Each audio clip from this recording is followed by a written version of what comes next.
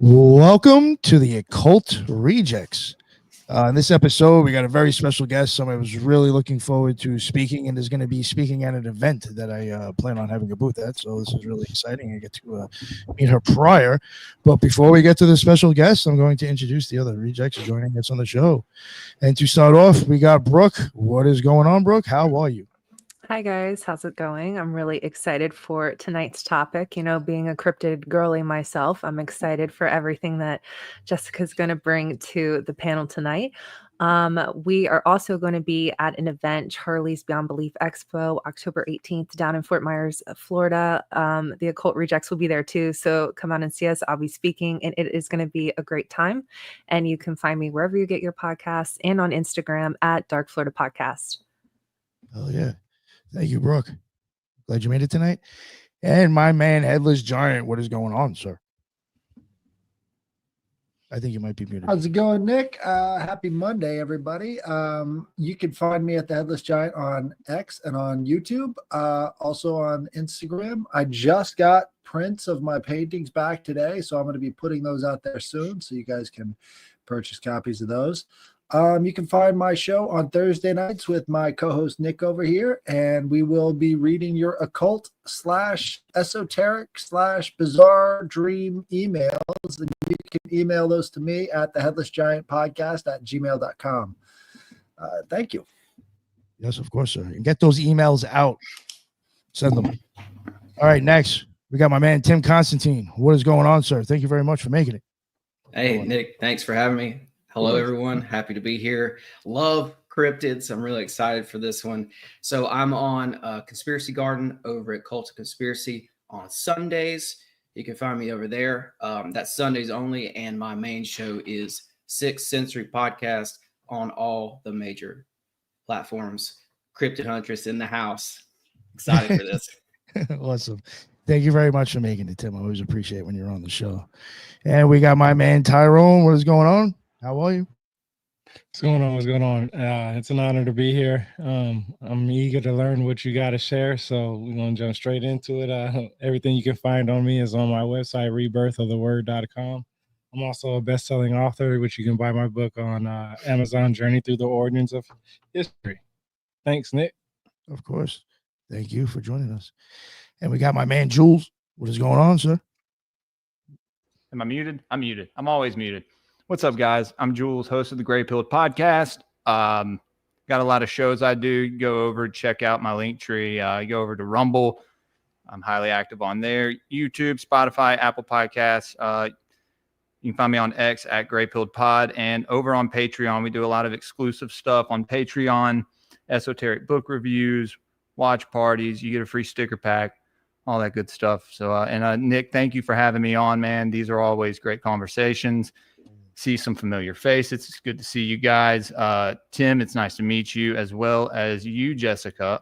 Very excited. I used to have a show I did every Sunday called Cryptid Watch, and it was me drinking Coors banquets in my garage and watching cryptid videos and chatting shit with my audience. And, we'd have a game we play called Cryptid or Crackhead. A lot of fun stuff we pulled out of that. But this is right up my alley. This is one of the first things that I kind of started coming out talking about when my podcast first started. So very excited. Very excited. I dig that. Thank you, Jules. That was awesome. And last but not least, we got Bennett. What is going on, sir? What's going on, everybody? Jessica, you are I'm a big fan. Thank you. Bigfoot is my gateway drug to this whole crazy world of high strangeness. You can find me on Broadcasting Seeds at broadcastingseeds.com. And none of you have ever heard this before, but I do have a Bigfoot-centered podcast called The Whispers of the Wood Ape on the Catskill Appalachian Research Collective web YouTube page. So I'm excited for tonight. All right. It's Bennett's alter ego over there. Yeah, right. There you go. All right. Well, finally, we got all that out of the way. Now we got Jessica Jones, the Cryptid Huntress. What is going on? Thank you very much for finally making it. For the people who don't know who you are, can you give us just a little introduction about what you do? Sure. Well, I'm a monster hunter, and I've been doing this for a long time. Actually, I am a longtime Bigfoot field researcher. I'm based out of Georgia, and I never spoke publicly about what I did for over 10 years. Okay, and I started back in 2011. I'm on 5 different research and investigative teams right now. But yeah, I've been doing it, like I said, for a long time. We cover everything. We went out looking for Bigfoot, but we ended up running into everything else out there. So I've experienced a lot of weird stuff. Okay. And right now I'm actually on a team where we actually go out and we go hunt dogmen and stuff too. So skinwalker caves, you name it, I do it. And it's a lot of fun. I actually, when I was kind of coaxed into speaking publicly finally, a few years ago, I was asked to speak at a conference, just a small little gig. Nobody was going to be there. It was a one-time thing. And that ended up snowballing into me having multiple shows, podcasts, and having a live shows on radio stations, all that stuff. And I am now known as the Cryptid Huntress. Somehow I've gotten that name. And I am a YouTuber, I guess you could say now, and I have a show. It's called The Cryptid Huntress. It's my channel. I'm all over social media. I speak all over the country at Bigfoot and Cryptid and disclosure conferences and events, all the small town Bigfoot festivals around, especially around Georgia. You can find me pretty much everywhere.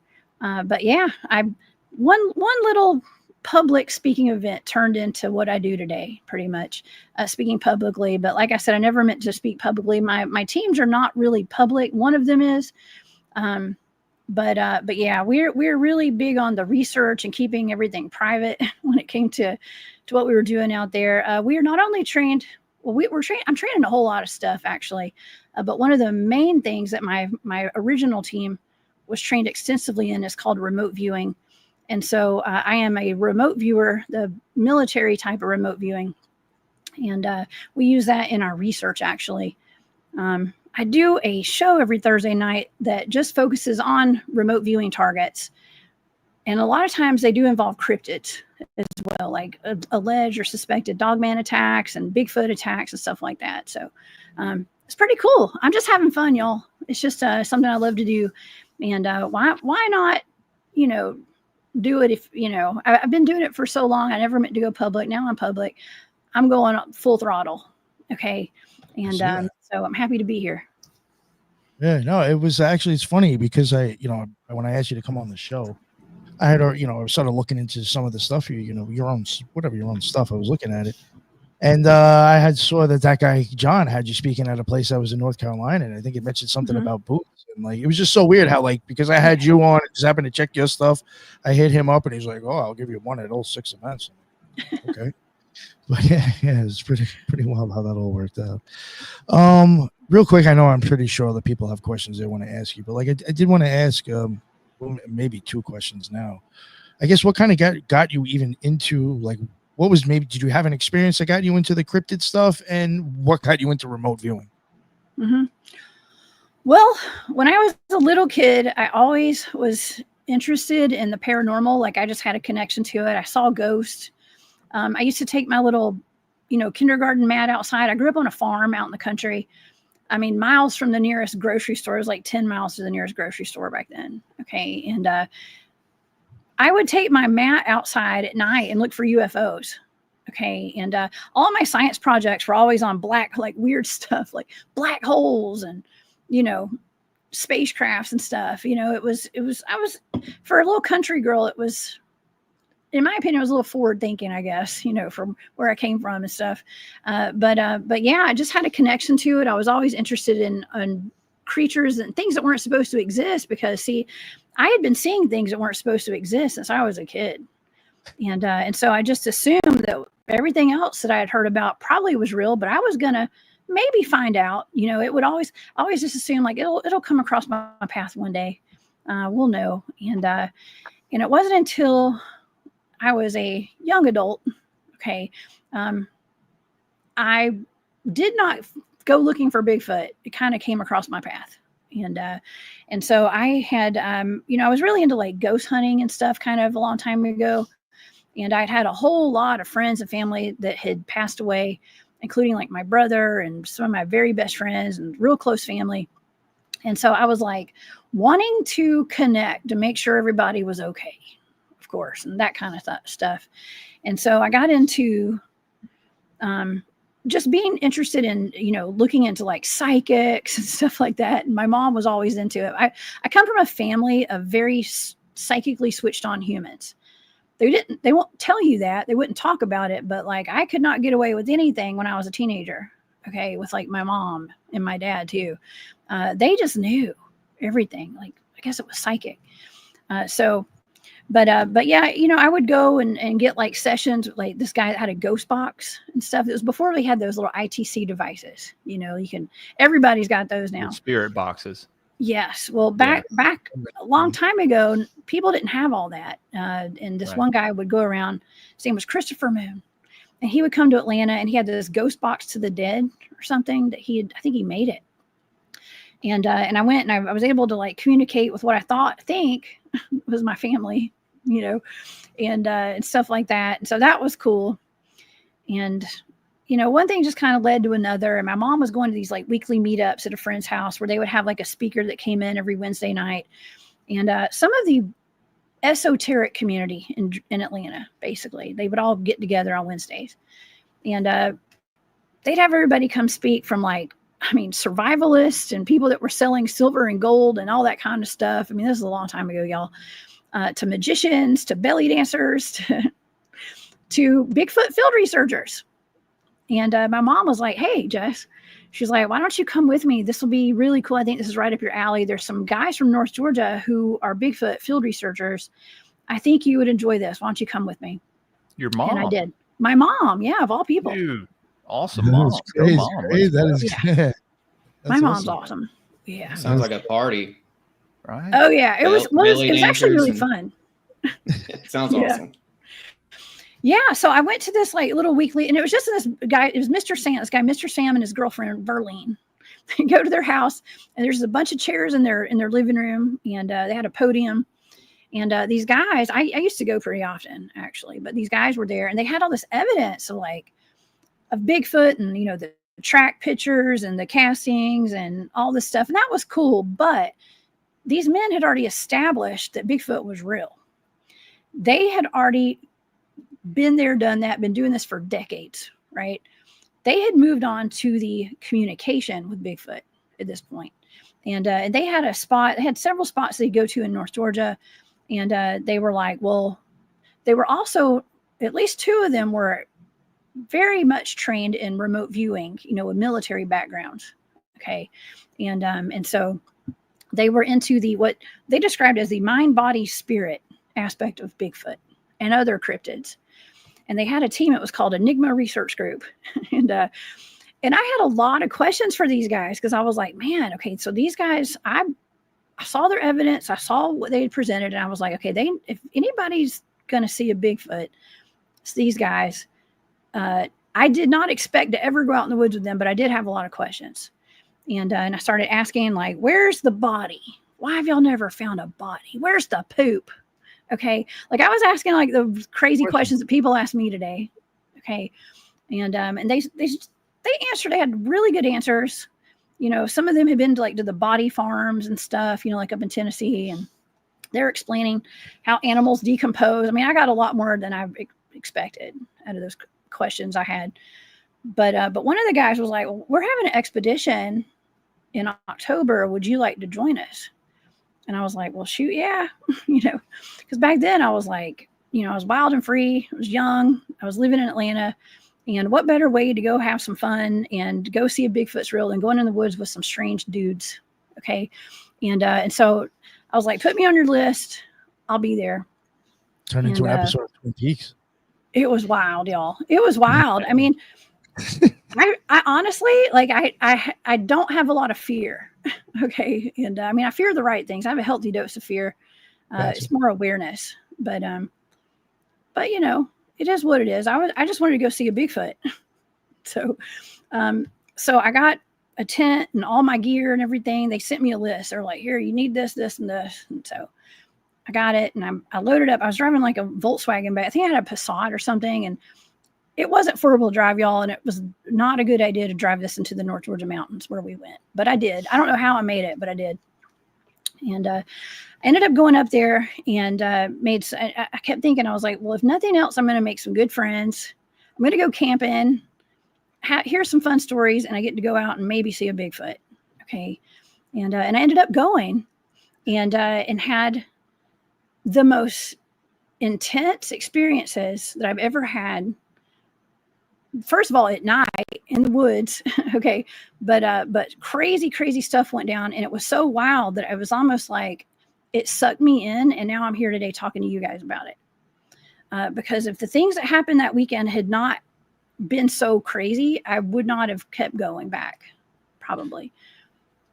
So were these things, before you get into it, because I'm sure you will, were these things more like physical, or were they more maybe along the lines of spiritual? Or because I'm at the belief that Bigfoot is both,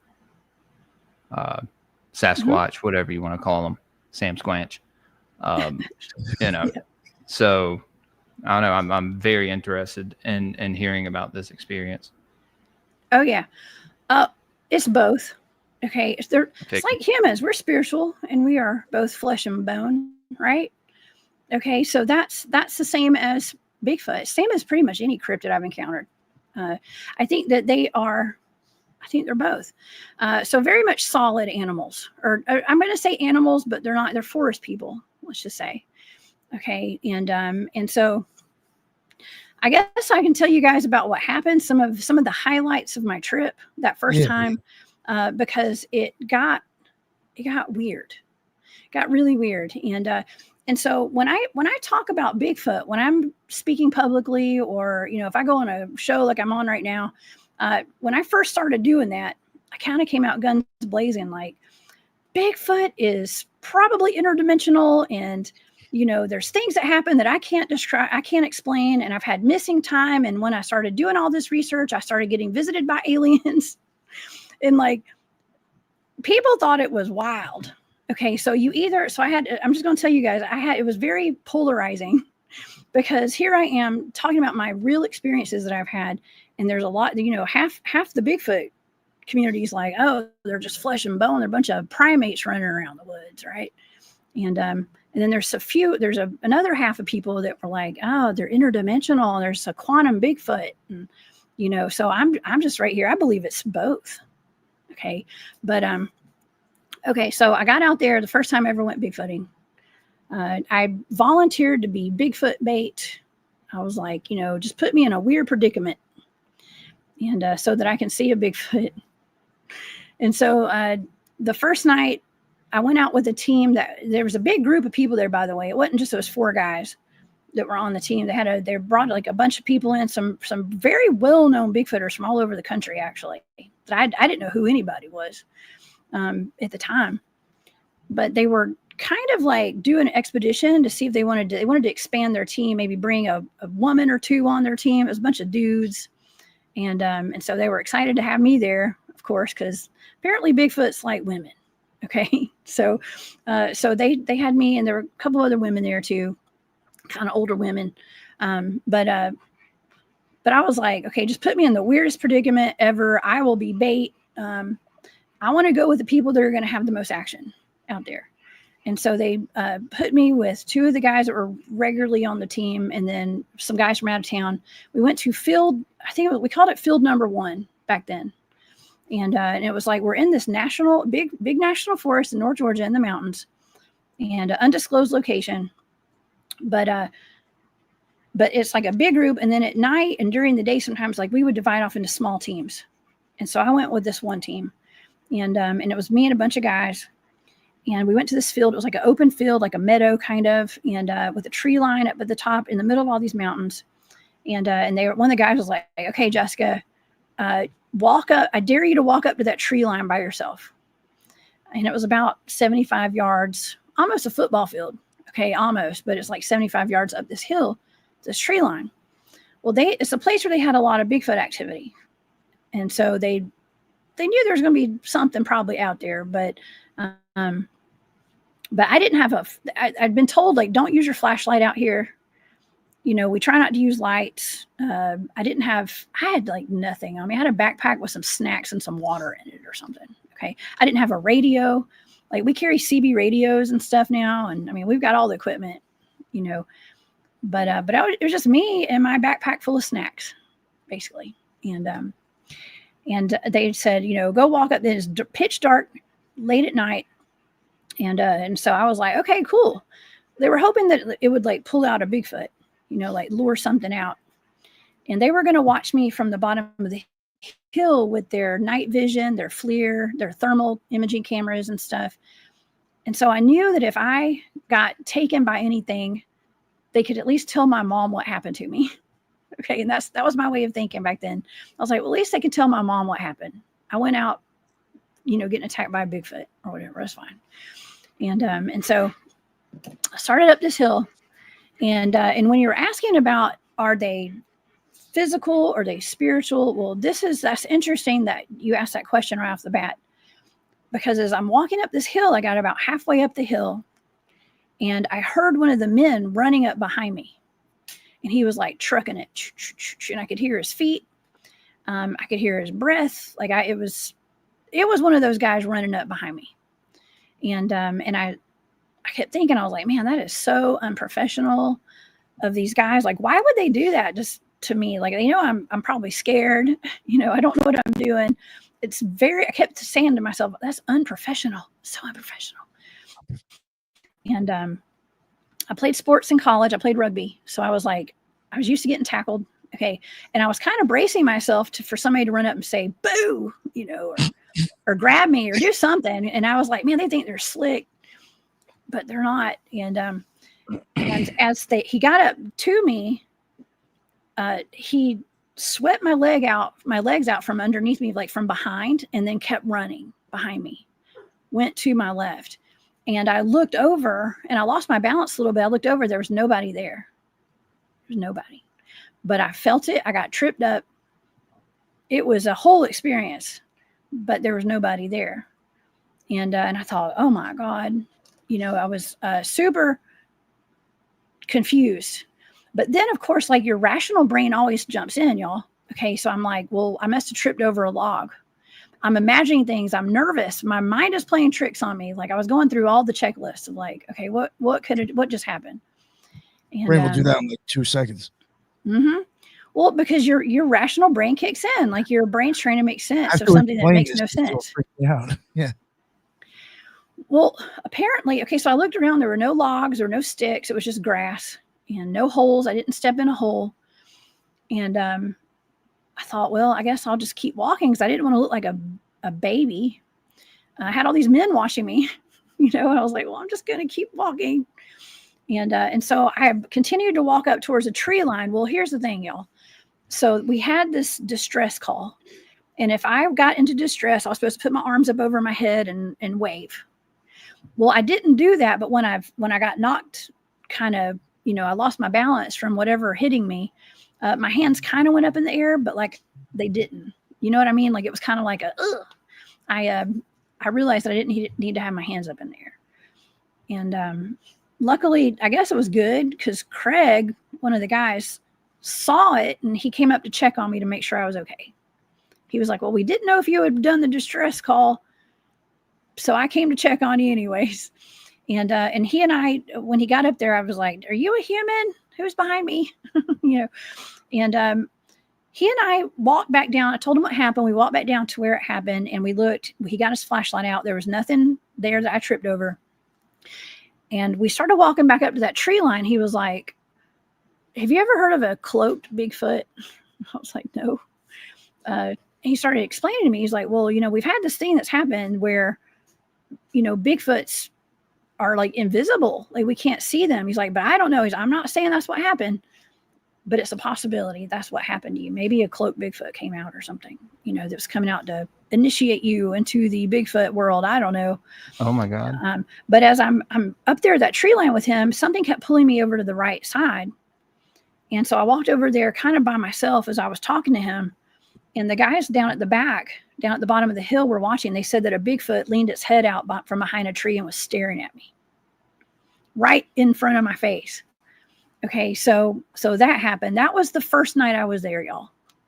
And so the next night, I mean, I know this, if I told you the whole story, it'd take forever, but the next night we ended up going back there the next day. My friend JT and I, one of the guys on the team, we partnered up. We decided to go out there, blend into the environment all day from 3 in the afternoon till 1 in the morning. And we were hoping that we were right there where that Bigfoot had stuck its head out the night before. And that night we ended up having our equipment started malfunctioning. His went forward an hour. Mine went backwards an hour as far as our time set on it was. We had we had lights that were like moving in triangular patterns in the sky. We had a big orb that was floating back and forth in a linear movement across the mountainside, and red lights in the woods beside us. Like, it was just weird. A lot of weird stuff. I was gonna ask you, because I wrote a couple of things down already, which you've been talking about, and I was gonna ask you. I've been hearing that Bigfoot is associated with sometimes some people call them portals, and then also with UFOs or orbs and stuff. So obviously you already touched on that. So I mean, how often or not is that does that happen? Because there's actually a website for UFO tracking and UFO tracking. So maybe what I should start doing is looking to see if they have the same dates in the reportings for that, because I do checks on UFOs, that UFO National Reporting Center. Mm-hmm. So I just want to know, how often does that happen where it's more UFOs and portals in that area? Okay, well, funny you ask. All right, so one of the constants that we have are orbs. We have had 2 experiences with my teammates of portals in this location. This is in North Georgia, and we've even had, honestly, I could get into one story at some point. We had a fog that was one of the scariest nights of my life, actually. We had a fog that was chasing us, basically, from the top of the mountain down, and had a consciousness to it, which was really weird. Okay, but that's a whole other story. Okay, we talk about orbs. Lots of times we have flashes of light out there. We have orbs. I was out in that same field years later, and had a couple of friends with me, and me and one of the guys, like, he was facing one way, I was facing the other. We were looking over each other's shoulders. We both saw orange orbs shoot through the trees on either side of where we were standing. And as it shot through the tree on my side where I was looking, it was a flash of light and then a hoof, like a huff and a growl together. And we immediately checked to make sure there wasn't a bear. Okay, but there was no bear there. We're constantly seeing orbs. That is just, I've had orbs that floated into my tent at night. We have them on camera. What color are these orbs? All different colors. Really? They're all different colors. Okay. The ones that are the most prominent would be white. Okay. I mean, we have them all over the place. Like I said, we've had lights in the woods as well. A lot of times we kind of joke around about how all roads lead back to ET when we're doing our Bigfoot research. And that's the truth, y'all. I actually have another team, which is actually some of the same people from this original team. We have a location that we have been researching for years. We call it the Meadow. And this is a place where we have actually documented on camera an actual portal and sent 2 teammates into this portal, not knowing that it was like a portal, and they disappeared. And then they came back. Get the fuck out of here. I have to ask. So you have seen that footage, right? That's my team. Yeah. No, okay. That's where we go. Yeah, well, that's one of our locations. I'm very familiar with the Meadow Project, and I guess maybe for the audience, it's described as basically the Skinwalker Ranch of the South. Mm-hmm. So kind of the same similar activity. And from what I understand with Trey Hudson, you guys sent some people into basically this portal, and they came out somewhere else. And some crazy things actually happened to the original people who went through that portal. Am I right? I heard they had some health issues and things like that on that property. I would love to hear more about the Meadow Project. I'm so fascinated with the work you guys are doing there. Thank you. Yeah. Well, actually, they've both passed away. And oh wow. Yes. Was it because of the? Was it because of the portal? We have our suspicions, yes. Did they go somewhere We where don't- they couldn't like sustain their own life? You know, like that couldn't sustain. I don't know. That's Well, we take a lot of measurements out in the field, and one of the constants whenever we're having paranormal activity or ET cryptid activity, we have radiation spikes, and Okay. there was a probably a pretty healthy dose of radiation out there that night. I can get into all that. The meadow is a really strange place. Okay, it's at an undisclosed location. Okay, and somewhere in the south.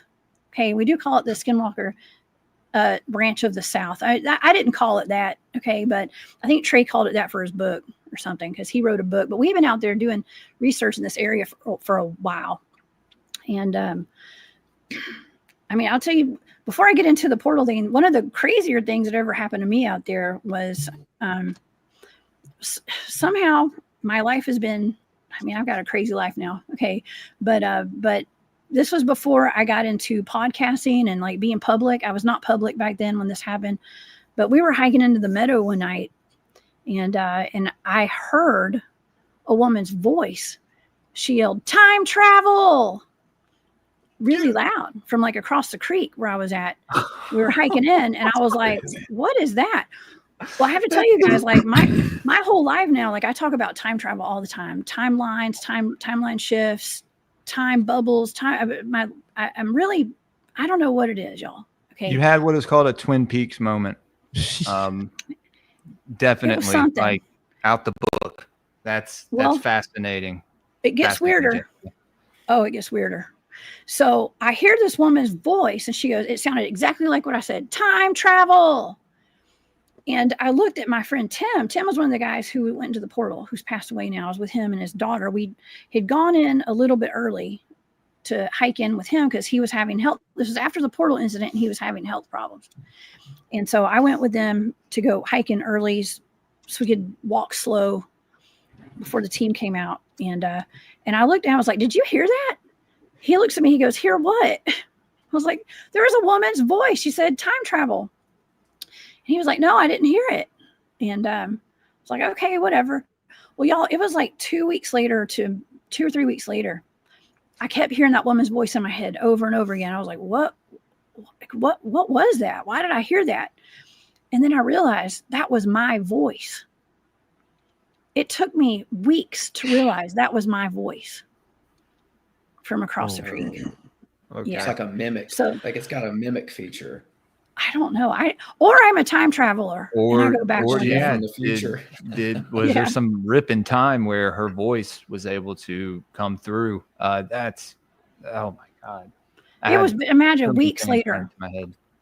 Yeah, weeks later. But another thing real quick was that remote viewing. So I didn't get into like when we got trained on remote viewing after that trip where we had the missing time. I had the equipment malfunctions and we had the orbs. We had ET activity that weekend. That first time I went Bigfooting, it kind of spawned the head of that team to teach us all remote viewing over the next 10 years. Like we had extensive training in remote viewing, y'all. And so I love remote viewing. It's my favorite hobby. Okay. Get to help find missing people, solve cold cases, look into stuff psychically, finding blind targets. I have no idea what my targets are. I'm giving coordinates. It's a fun game for me. Okay. But I do these things called deep mind probes. And I do that whenever I'm doing a target. And like I said, they're blind targets. So if I hone in on like a consciousness, a person, I can ask them questions. And I've helped locate like missing bodies and stuff like that before. And it's really wild. So I was thinking like, I've done deep thinking on this. I was thinking, well, maybe I did a deep mind probe on myself that night and said time travel to myself. I don't know. I'm just trying to come up with some ideas like what that was. Right. But like I said, things get really weird out there. Very weird. There's also a Native American spirit legend from, I think it goes back to the 1800s, maybe earlier, but it's called Nalusa Falea. And it's like it's like a slender man of the woods, real tall, skinny shadow figure. And some of the stories I've heard involve it like peeking its head around the tree, and it has the face of whoever it's looking at, but just a little bit more like mangled and all that. But that's very interesting that Tim actually brings up the Native Americans, because when you said that someone told you that it was a Bigfoot kind of going through like this, I guess you called it an initiation. Apparently in Native American lore, it was common for the juvenile little Sasquatches to have to go in front of humans camouflaged by, I don't know if they vibrate at some frequency that blends them in with nature or what, but they would have to do this in order to have this like rite of passage or something. And that's cool, because that's the way I looked at it. It's like it was my initiation and it was that thing's initiation as well, because that was the first time I had ever been Bigfooting ever, and it got me into doing it. I'm not saying I'm a full-time Bigfooter now, because that sounds weird. It's a hobby. Okay. But I wouldn't be here today if I had not had that happen, probably, with all that stuff. So it was a major initiation. I mean, the Meadow Project now, they're coming out with a documentary, right? Well, I think they got something like that on YouTube already. I just the trailer. Well, it was Tony Merkel. The confessionals came out. Him and Joel came out and filmed with the team and stuff. So it's more like his video kind of, but the team was there. They came out to the Meadow. Yeah. So I do have a question about the Meadow before we get too far off. But when your team members went through that portal, now you guys are viewing it, I think, from like some sort of thermal, if I'm remembering it correctly, it was caught on a thermal camera, them going into this portal that you could see their heat signatures. When they went through the portal and they came out, what did they report seeing? Was it just like they were here and then they were there for them? Was that their point of view? They walked in one area of the field and maybe came out by the trees, or did they see anything while they were in the portal? What was that like for them? Well, they didn't know what they were doing. They didn't know where they were going. They were just being guided over to a patch of, woods. I mean, it was actually, the meadow was open. There were no woods right there. There were some trees behind the area.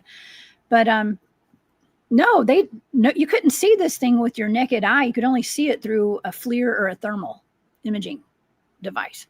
Okay, you couldn't see it. So they did. Okay, if you want, I probably should start from the beginning about what happened with that, and then kind of lead up to like what they experienced, because it's pretty interesting actually. And so the team was out, and I want to give full disclosure. I had left right before they went out because I had a little child at home, but I'm going to get to that part in just a second, because I had activity at my home at the same moment they were having the portal incident.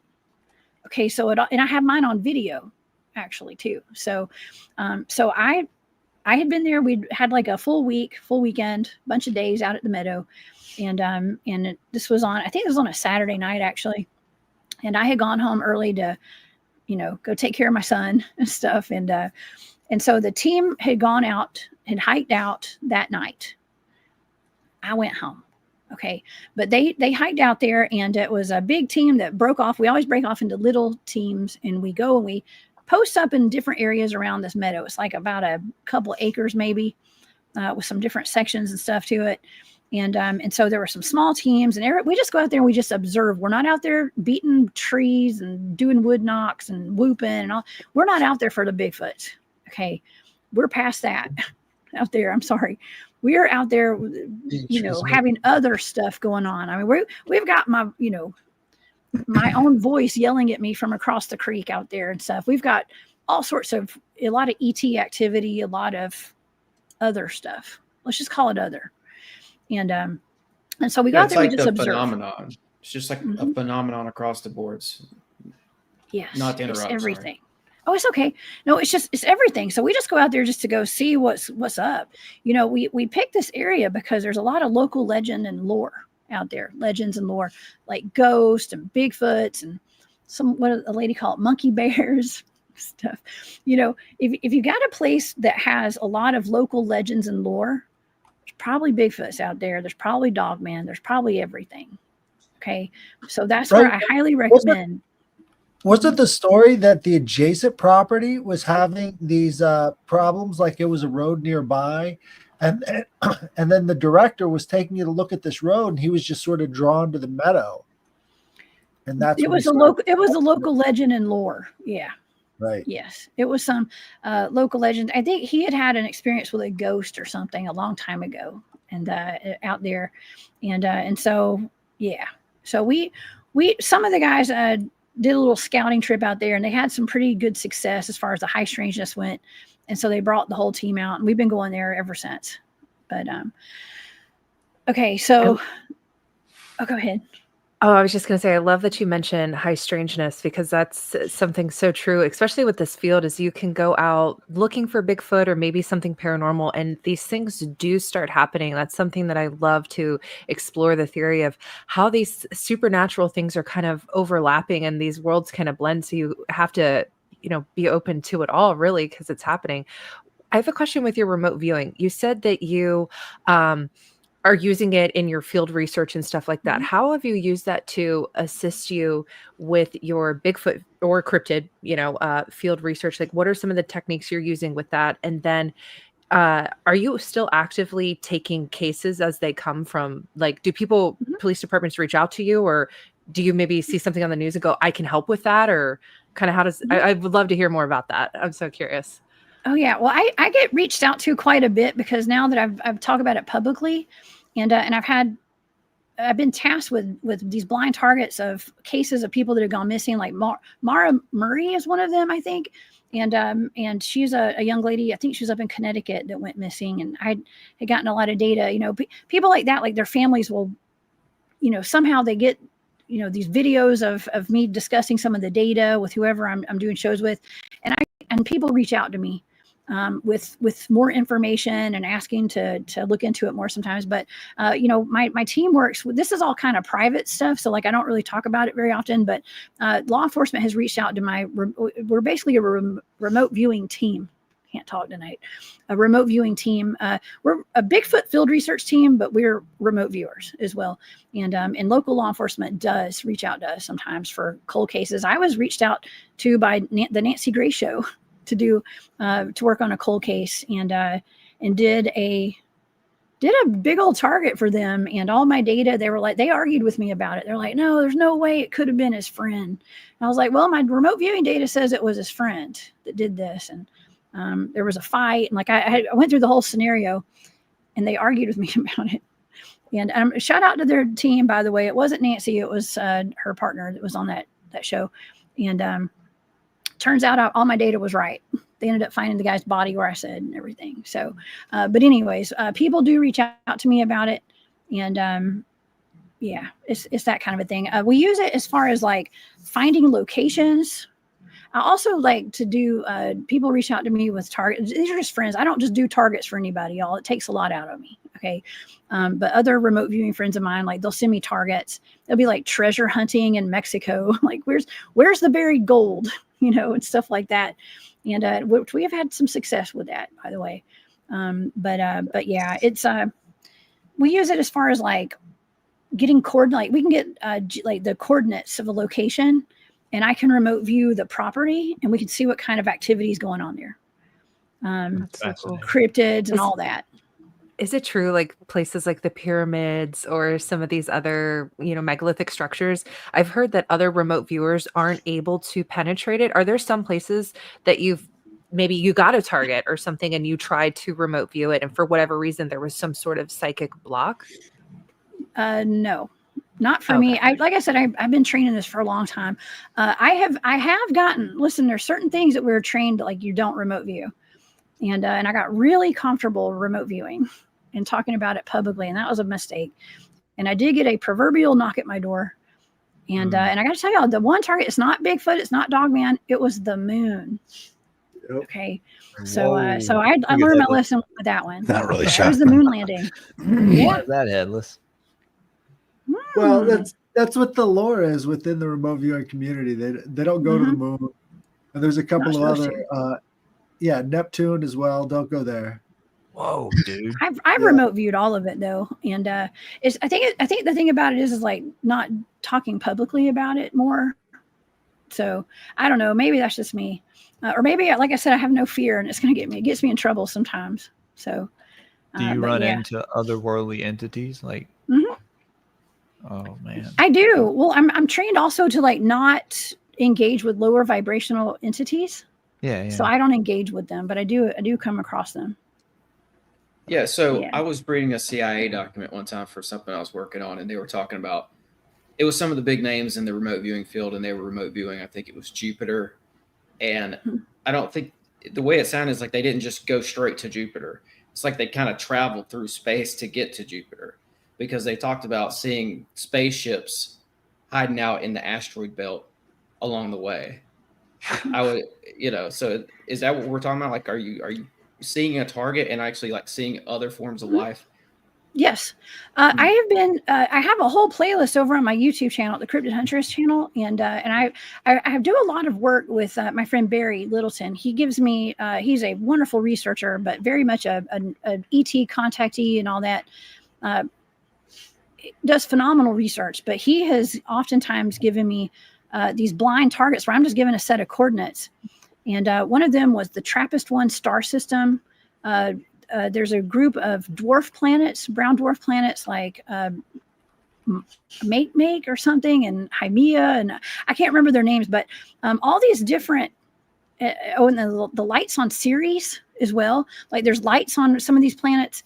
And I do a lot of work with actual, I want to say victims, but people who have been part of the secret space programs as well. And they have all this testimony, and people are like, well, there's no way to verify this testimony. Well, it's crazy because I'm getting all these targets of all these off-planet targets of these planets, and I am seeing Earth. I'm thinking I'm remote viewing Earth because there's humans, there's apartment buildings, there are shopping centers, there are highways, there are cars.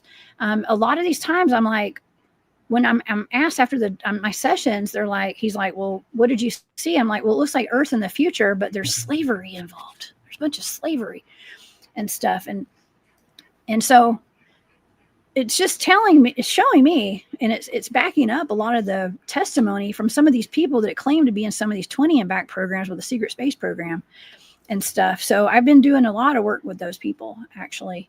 That's what McMonagle was talking about in the podcast I heard him on. He thought he was remote viewing Earth, but it turned out it was Mars. And he was looking at human-like entities, except they were bigger. They were like us, but bigger.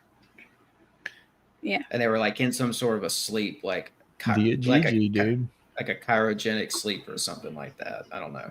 Oh, yeah. We have giants here. We have giants like that here, too, on Earth. I've remote viewed some of that. Yeah. Right. In stasis. They aren't. Yeah, I was going to say they're in stasis. When McMonagle did it, he was kind of tricked into it by the Monroe Institute, because that wasn't normally his handler. And they gave him the target. His handler. He's like, tasker. I can't. Right. Well, you got that person helping the remote viewer that's holding the targets and telling. We like to call them taskers, but handler sounds. It's all MK Ultra, but that's all good. It's handler too. I want to know about the moon now. I know. Me too. We don't have to go there, but man, I am super intrigued by that. Well, I can also tell you that I've been given targets like Earth's weaponized natural portals. Okay, so when I say that I've done some weird targets and stuff, but they are so wild, y'all. And when I was given that target, I got into the session. And I do what's called coordinate remote viewing. I'm trained in several different modes of remote viewing. The one that I use the most is coordinate remote viewing, so that I can have some data written out on paper, so you can see my thought process, or how the information's flowing out and stuff, and all my sensory data and everything. But I was tasked with this target of Earth's weaponized natural portals, and I started off that target in the sun. Like a portal in the sun, which actually would kind of back up the theory that the sun is a portal and it's connected to Earth somehow. Okay, so I don't know. It's really odd. That's in a Pearl Jam song too. Is it? He says right? It's also in a Sleep song. There's by this band called Sleep, called Into the Sun. Yeah, the guy from Pearl Jam talks about he's like, there's a window in the sun. It's in one of the songs, and I always thought he was talking about a portal. That's cool, though. Are you, when you say, could that be that black spot? You know that little black spot that they always talk Oh, about, that little weak well- spot that's on there? They always have something that's close by there, pulling some kind Possibly. of plasma or something away from it. Mhm. It's like the same thing It on could be. Well, Saturn. there's- Like, is that thing the portal? You know, the little There's a cube. hexagram on Saturn. That is something else that I've been tasked with as a target is the black cube that's tethered to the sun. It's like right there by the sun. It's like this gigantic. My remote viewing data set was just like a big massive AI, like ancient like AI in this big cube. It's The Borg it's- cube. it was actually Oh very my doom and God. gloom kind of stuff. No, very doom I and can gloom. imagine. Yeah. Very Saturnian. Oh man. Mhm. So with all the stuff that you've done, like, are there cryptids or cases that are like still on your bucket list? You know, like, or have you done it all? I've pretty much done it all. But I mean, there's always something. There's always new cryptids and creatures and stuff. I mean, lately my big thing has been getting out and doing like dogman investigations and getting out and hiking 5-6 miles into the woods, the national forest, or the woods, not national, it's private land too, to do, you know, where people have been accosted or charged at by dogmen and stuff like that. So I do that kind of stuff too. Harley Owen says hello. So, hey Harley, what's up, Harley? I was just out with Harley not too long ago up in East Tennessee. Is We went that up there for a Operation trip. Smoke? It was, yes, that was the operation that time. Yes, yeah. We went up Crazy. there. We're always, I'm always out there. I'm always down for some woods time for sure. Yeah, for sure. But you know, So about a year or so ago, we I've got did like a skinwalker investigation, which was really cool. I've got a big question for S you. Walker. Sorry, Yeah. this might I be know, a big right? one, or it might not be a big one for you. This might be like a walk through the park. But so you've done a lot, right? And you've bumped up against a lot of very strange things while doing your personal investigations. Are you able to take some of that stuff, all that unknown, and put it into like a pile of data where you like go and think about what this actually is? Like, is this like what John Keel talked about? Like, it's the phenomenon just like chooses how it manifests itself. Like, sometimes it's Bigfoot, sometimes it's UFO, sometimes it's poltergeist. What Oh, do you think from your data what do you think is going on? Well, I have to tell you, as long as I've been doing this stuff, I can promise you I don't know anything. Okay. I literally don't know anything. Just when I think I've got it figured out, something else happens and it all goes out the window. Okay. So I think the most wise thing that anyone who has been in this long enough can tell anyone publicly is I don't know nothing. Okay, about it. Now, I will say that I do believe that a lot of these cryptids are solid mass, flesh and bone, absolutely. But can they access Earth's natural portals? Absolutely. Okay. Can they change their frequency? We're all on different frequencies. I don't know if you guys are familiar with like, you know, their vibrational. I know y'all know about Absolutely. your vibrational frequency, Of course. but like getting on a high vibe or like low vibe, you know, there have been times in my life where I've actually, I never finished my story, y'all, about the meadow. I'm so sorry. Well, we kept interrupting you. So Well, we were getting into like the whole, and this is going to pertain to what I was about to say. Okay. So I'll finish the portal incident at the meadow real quick. And then I'm going to circle back because the guys were sent. Okay. Some of the guys, David Pardue was noticing that there was a cube that showed up in the middle of the meadow and he thought he was seeing things, but it was like a house, like the size of a shed in your backyard. Something had like windows on it. It was just this cube and he could only see it through his FLIR. And so he handed off his FLIR to my friend Terry. Terry looked, he's like, yeah, that's weird. And so they called over to the guys across the field and they said, hey, y'all go check this out. They got on there, you know, we got our ham radios out there, called them over. They were guided over to where this cube was. Kristen pulled out her FLIR and she started recording. She had the record button on. And so you can see, so the video that they have to this day is the guys walking over, being guided over by radio over to this cube. And as they walked up to it, their heat signatures disappeared. Now, they did describe going in this thing. They didn't know they were in anything. They were just standing in the field. Okay. But on camera, they disappeared. And they said that they noticed that the vegetation changed on the ground from brushy and like hard to walk through briars and stuff to smooth ground. The stars disappeared, and they said the temperature slightly changed a little bit. I think they said it got a little bit cold, and they realized there was something wrong because they're both trained in remote viewing. This is Bob and Tim. Both of them were retired military, special forces, search and rescue guys, and trained in remote viewing. And longtime woodsmen, okay, survivalists. They knew there was something off, so they backed out of. They didn't know they were in anything, but they kind of backed out, and they reappeared. And as they reappeared, this cube shrunk down, and it floated away. And so it's all really weird, right? Well, as they're having this incident out in the meadow, I'm at home. My son is really happy to see me because I've been gone out in the field. He's staying with his grandma. And I was married at the time, and his dad, my husband at the time, was filming my son. He had his camera phone out, and my son was on the elliptical machine, and he was like having fun. And so his dad was like filming him on his camera phone, video phone, whatever you call it. And so my son is like, yelling and just real happy.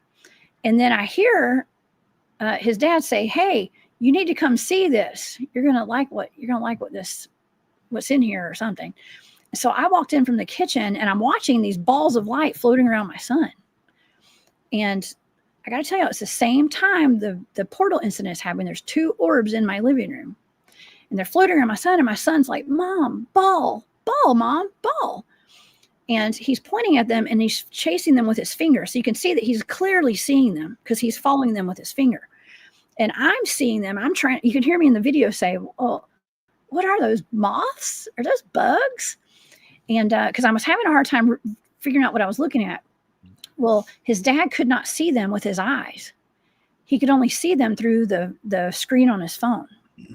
So he's videoing them, can't see them with his eyes, but he can see them on his phone.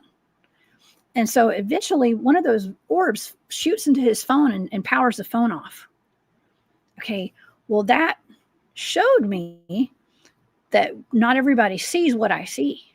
Okay, it might be picked up on camera or whatever, but see, we're all on these different vibrational frequencies. And sometimes I'm going to see things that y'all aren't going to see. Y'all are going to see things that I can't see. It just depends on if you're on that same, it's like a radio frequency. If we're on the same frequency with some of these cryptids out there, we're going to have an encounter. If you're not, you won't. And even pertains to, I've had ETs in my bedroom since all this happened and stuff. And I saw ETs in my room. Well, when I was a kid, I was seeing ghosts, like humans, solid humans. And I'm thinking like, well, was that projected into my mind? And they were actually aliens the whole time? I don't know. It's just all a matter of frequency and perception. And that's all that is, I guess. But not everybody is going to have the same experience as someone who's standing right beside you. Okay. So that's why I'm always telling people, I have a lot of success, I guess you could call it, out in the field. Anytime I go, my teammates used to always be like, "Oh, come with us. Jessica brings the craziness, the high strangeness." Well, I generally have a pretty high vibe. Okay.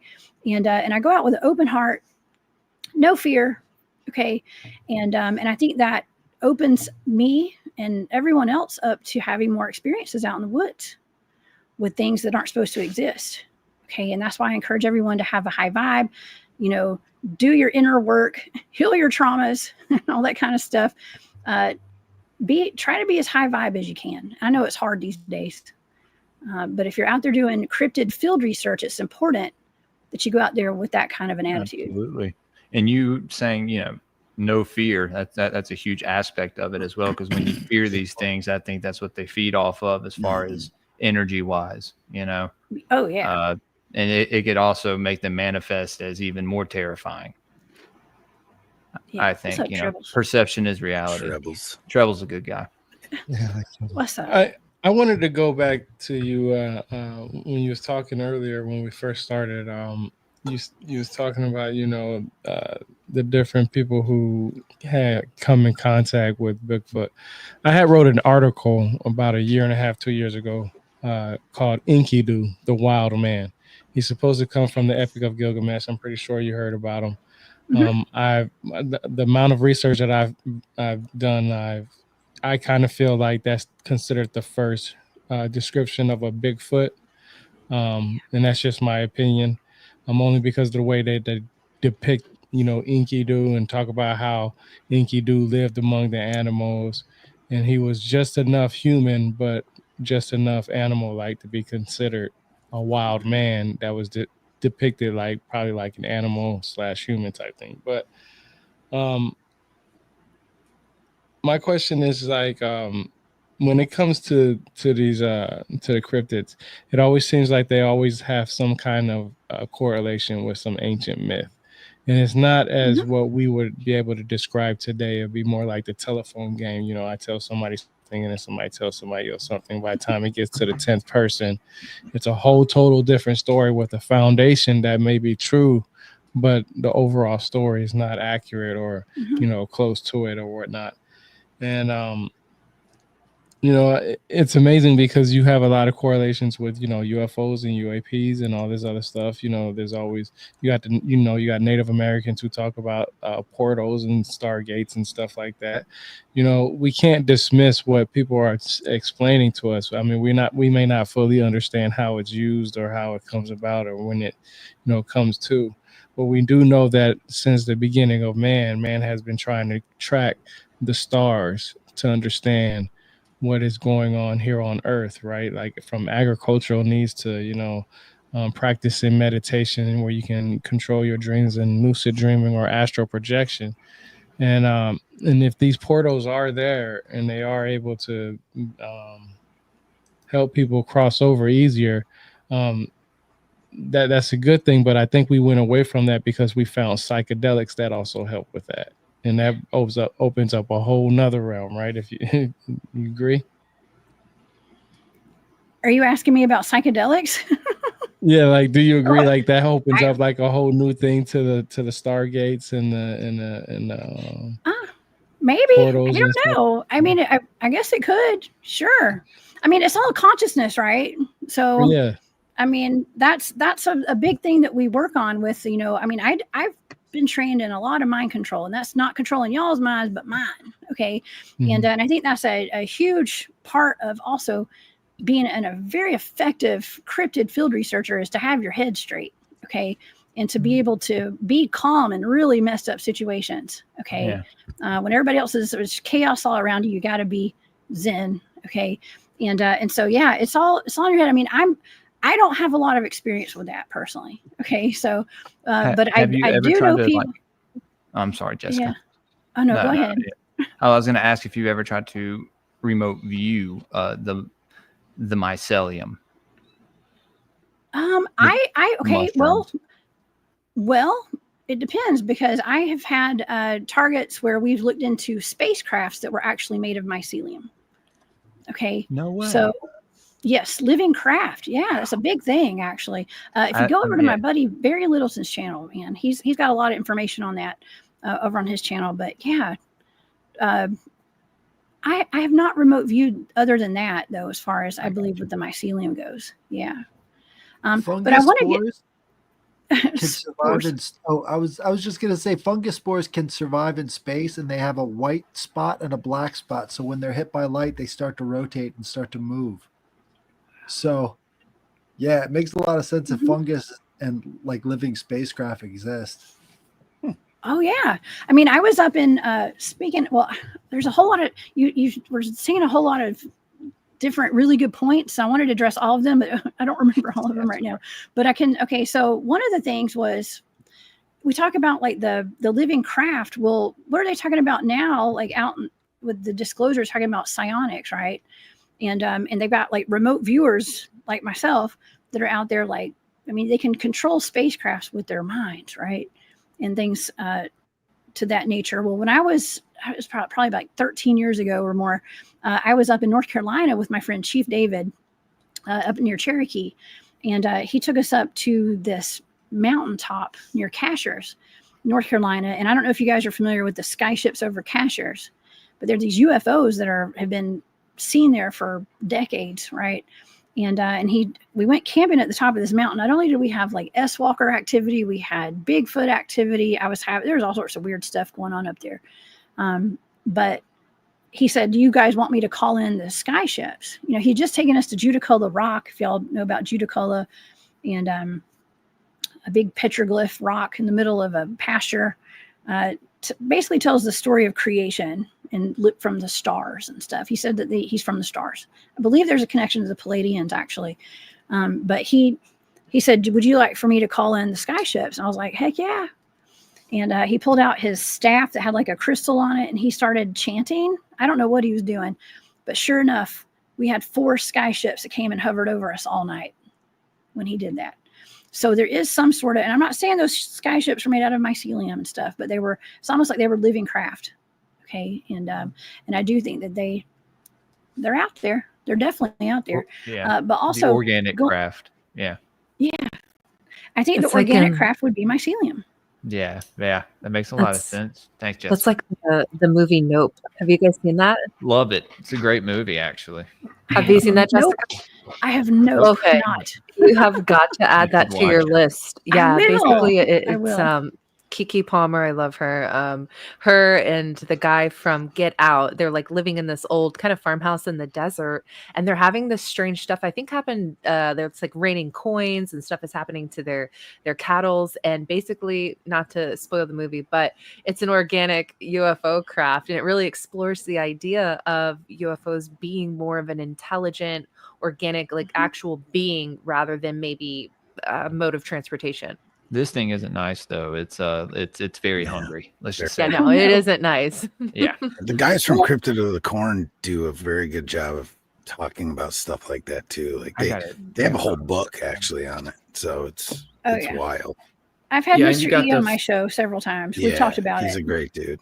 Yeah. Yeah, Is that dude Phil Adair? I think his name Philip Adair, maybe. something he was like that. one of these guys from back in the day. I think he was on Coast to Coast quite a bit, but he said that he saw a craft in a government warehouse type situation, and it was a living craft. They had integrated biological material into the craft itself, or it was just alive. It was like a version of like mechanics and biologics. It's wild. I think I The remember Cylons, man. Dave Adair. That's a crazy case. I think I remember that episode. That's Well, if you somebody guys- that you could remote view.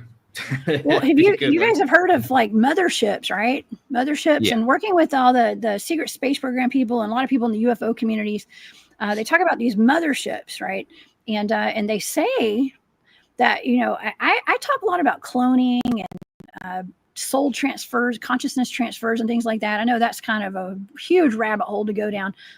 But, you know, I kind of make light of it by talking about like all these celebrities, clones. It's and very stuff like that. popular right now with the It's- transhumanism stuff. Yeah. Unfortunately, it is. Yes. Unfortunately. Yeah.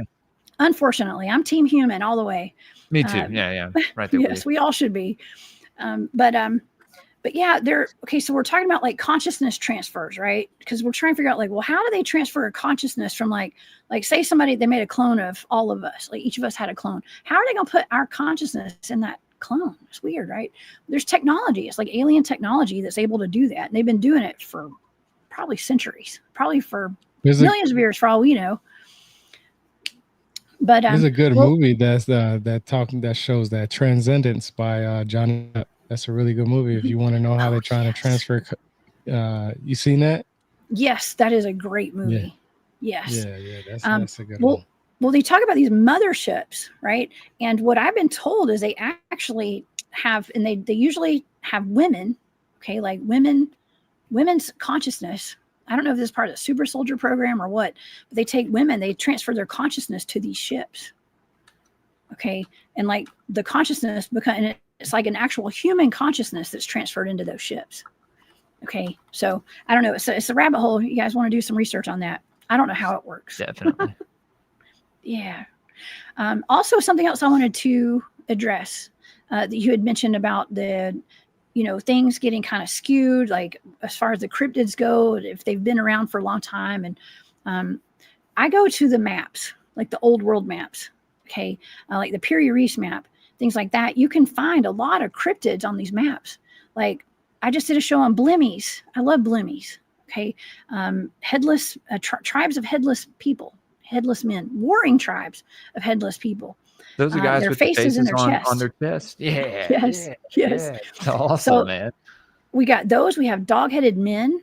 We have, well, there's these things I call them monopods. They're like humans that are just like they're like, their bodies are like mermaids, but they're a big foot at the bottom. I know it's weird, but you can find these things on these maps. Even dragons. Okay. Dragons. Hey, Christopher Columbus used to talk about them in his journals. He actually has in his journals. If I have it marked in there where he talked about he said that they killed an ape-like human, but they had to cut the paws off. They said they actually put the words paws in there. And some people could look at it as like, oh, it's esoteric because like these guys had dog heads. That means that they were stoic, right? That means that they were, because dog symbolism or wolf symbolism goes back into representing like loyalty and, man's best friend, right? That archetype. And so, but I think they're dog-headed men. I mean, if you want me to, you could go both ways. It's literal. I think it's literal because I have been face to face with something that was probably, I'm not going to say it was definitely a dog man, but I think it was a dog man and it's not because of me. I'm still confused as to what I was looking at. Leaving the Alabama forest late one night. It was like 12:30, 1 o'clock in the morning. I was by myself and I was in an area where a hunter had been found dead with his arm ripped off and his leg pulled up behind the back of his body with his foot up here behind his head. And the property where I was passing, where I saw these two creatures, which looked like a mix between African dogs, bear, and cougar. That's how the only way I can describe it. Crouched down in the grass, looking at me. It was weird. But the man who lives on owns a property right there has had a couple of dog men that he'd been seeing out there. So I'm assuming I saw dog men when I was leaving late that night. But I have too many reports, y'all. I have chased too many things. I've seen too many things in my own eyes that aren't supposed to exist.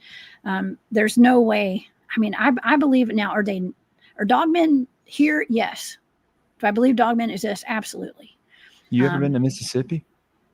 I have been to Mississippi. That's where I live. There's a Taylor dogman up by Oxford. Have you ever heard of that? Yes, I've heard a lot about the Taylor, Mississippi dogmen. Actually, I have. There's some stories. Yeah, I've heard some stories that are maybe fictional, but they're based on true stories. Okay, I've heard that before. So yeah, we have dogmen all over the place. We have more dogman sightings. We have werewolves. We actually, I've done several different shows where we've talked about all we're calling them werewolves, but I think they're dogmen. The county that I just moved from, the county I grew up in, they're known for their werewolves. Their northern high school in the north part of the county are called the wolves, the wolf pack.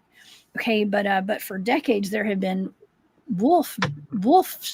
I guess I call him wolfman. Dogmen. Yeah, dogmen and wolfman sightings. There's actually just north of where I live now, up in Rome, Georgia.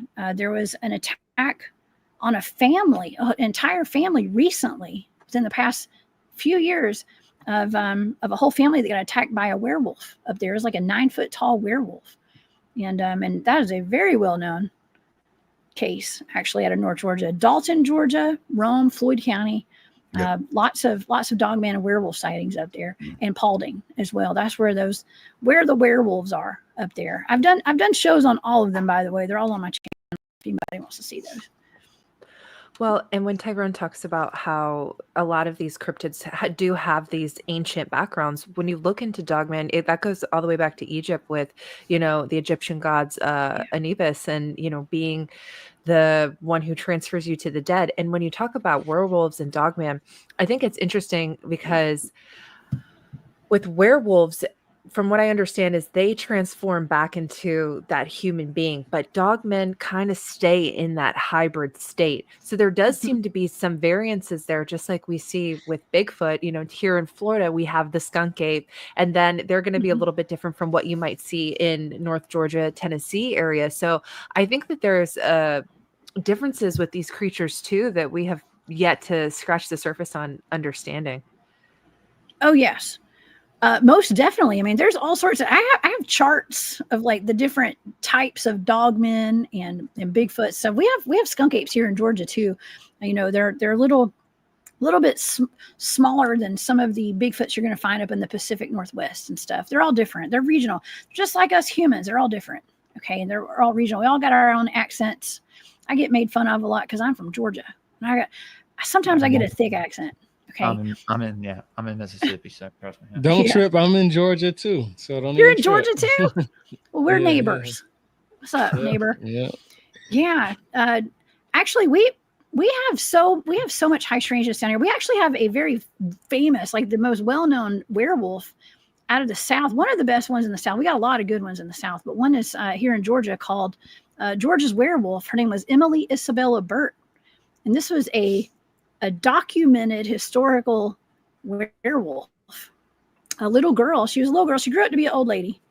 But I don't know if y'all are y'all familiar with this, or do you want me to tell you what it's about? It's pretty good. Yeah, I heard about it. Yeah. Okay. Okay. So this is back in the late 1800s.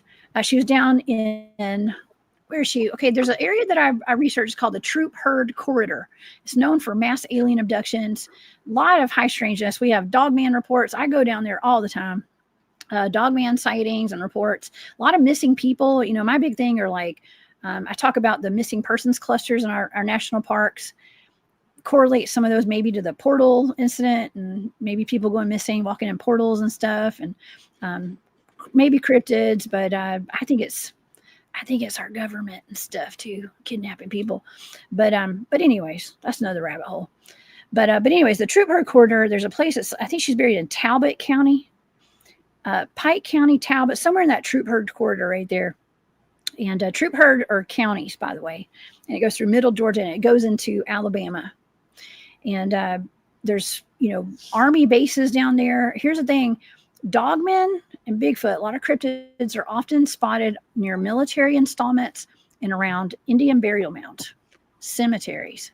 Okay, those are some of the hot spots. If you want to see a dogman or Bigfoot, go around a military base like Fort Benning down there in Columbus. Fort Stewart's down in the other side of Fort Georgia. Stewart, yep. I was going to say Yeah. To Hinesville. Hinesville. I went to school at Georgia Southern, so I was down there. I had a That's actually where I'm at. Based down there. Oh, really? I'll be. Yes, I played rugby for Georgia Southern. Okay, but anyways, love it down there. But the gnats I could do without. Okay, so. But anyways, okay, so Emily Isabella Burt was a young woman. Her father, she came from a very wealthy family. Her father passed away. Her mother wanted to be like high society, so she shipped the kids off to Europe, okay, to go to boarding school so she could have her, you know, whatever she wanted to do back home without the kids. And so she, I guess when Emily came home, I don't know if she was home for good or for the summer or what, they said that Emily was acting different. She was sleeping all day and she was up all night. She had hair growing where it shouldn't have been growing. She wasn't the prettiest, is what people would say. I feel really bad for Emily, by the way. What's up, Drewski? And so I had to feel kind of bad for Emily because she kind of got the short end of the stick when it came to looks and stuff like that.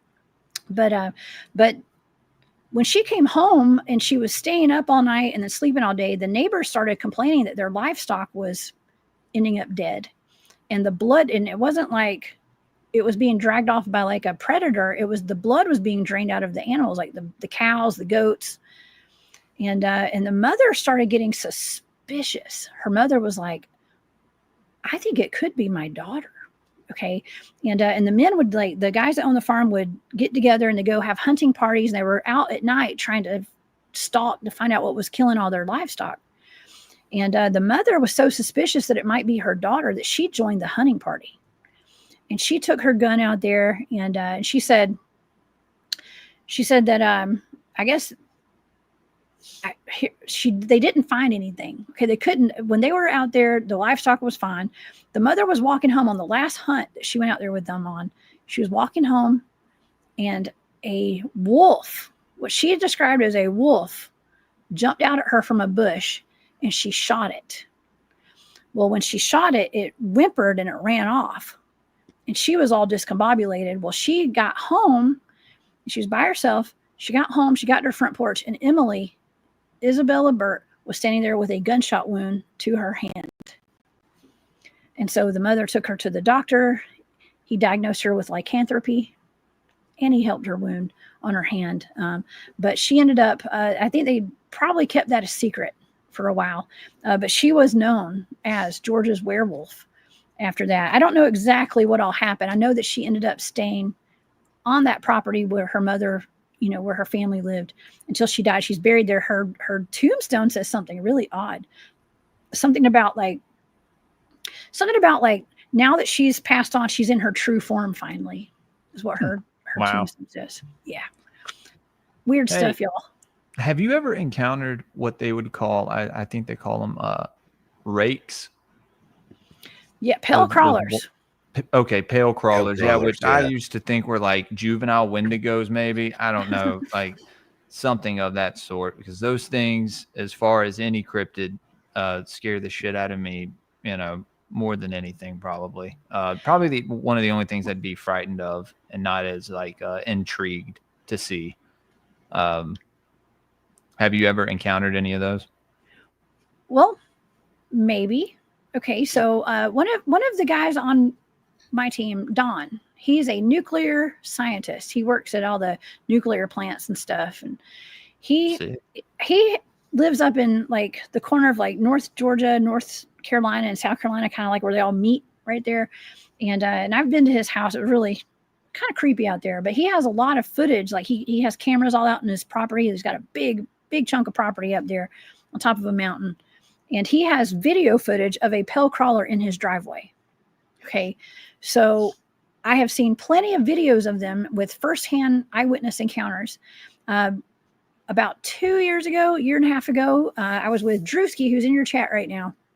Drewski and I and several guys with Cryptid, I guess it's CW, Operations and Survival now. Okay, we all went up to Farrah's house up in North Tennessee, and we got called up there because her chickens were going missing, and something was stealing her pet. They were her pets, and they had just moved into this log. It's like a log house or something, like on the side of a mountain, sight unseen. They just moved in, didn't really go and check it out before they bought it or started renting or whatever they did.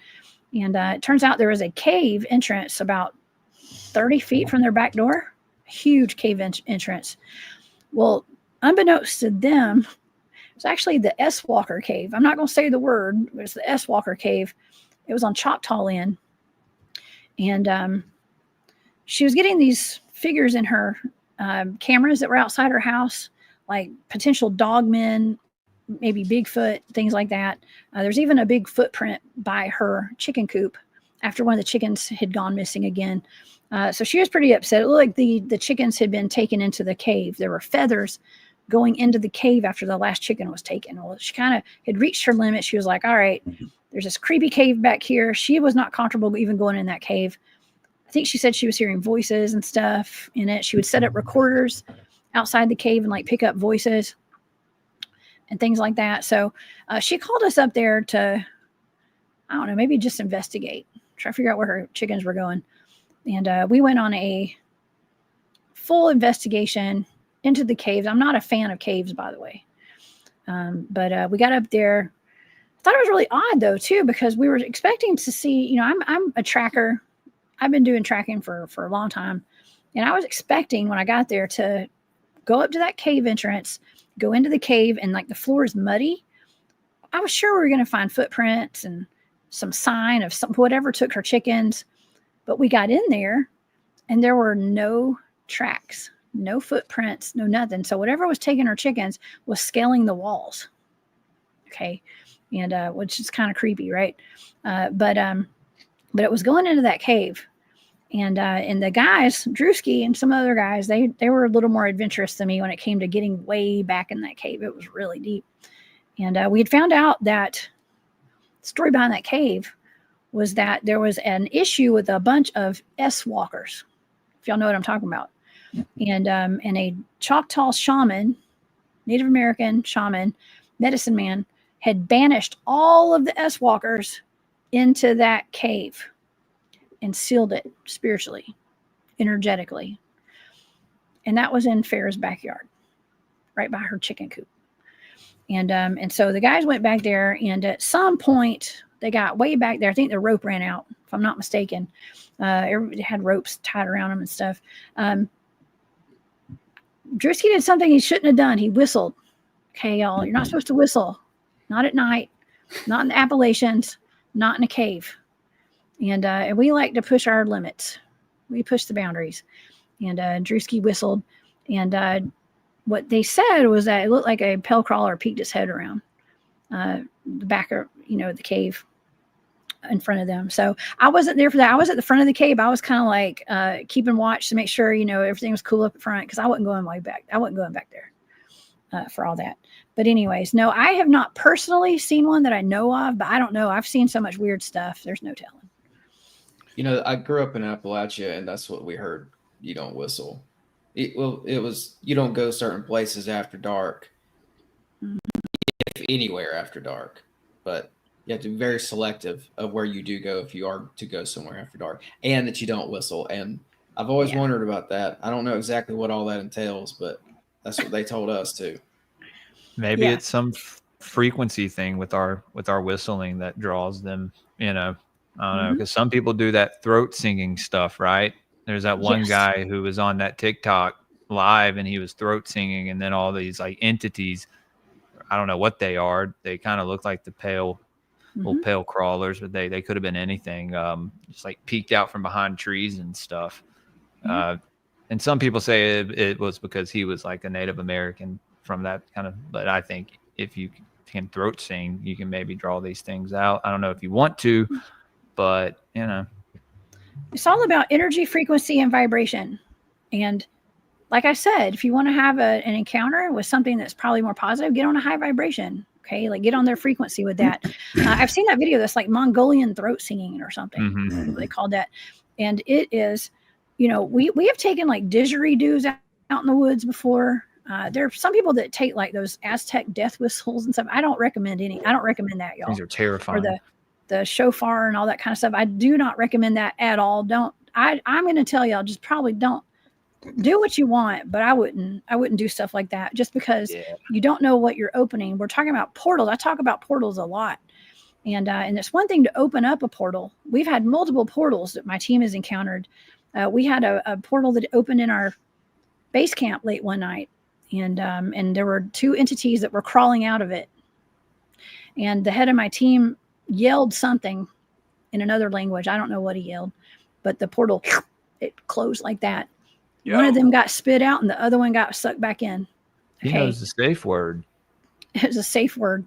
Yeah. He was like, no. He said, I don't know what he said.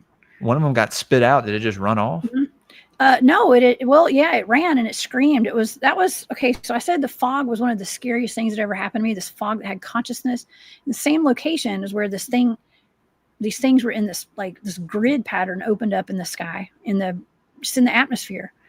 And one thing got spit out when he yelled, and the other one got sucked back. And the thing, whatever got spit out into our reality, it yelled.